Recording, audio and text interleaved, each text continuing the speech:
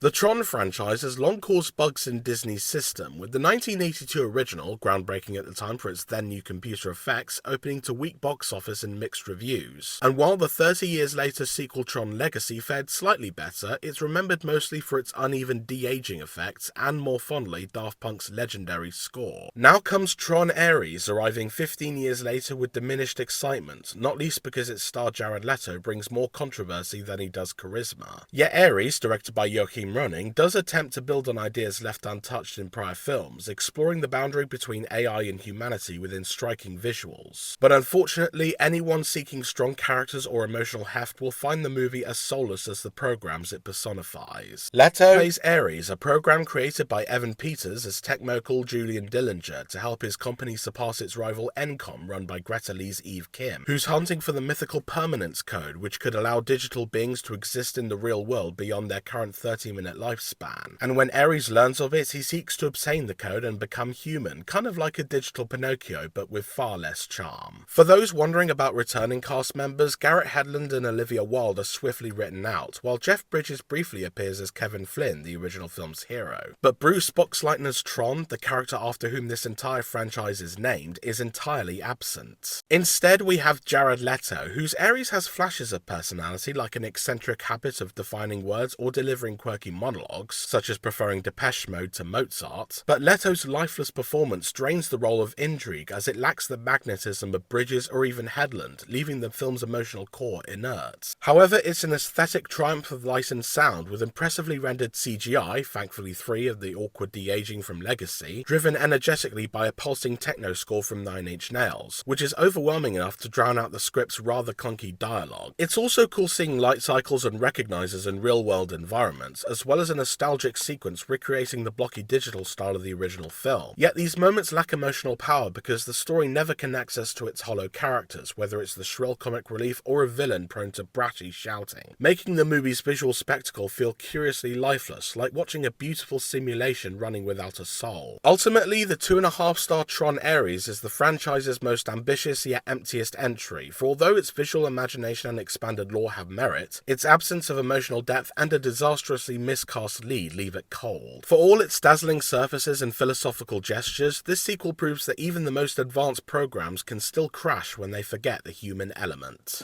Visit the Film Feeder website to read my more detailed review, but for now, thanks for watching, please like and subscribe for more reviews, and I'll see you next time.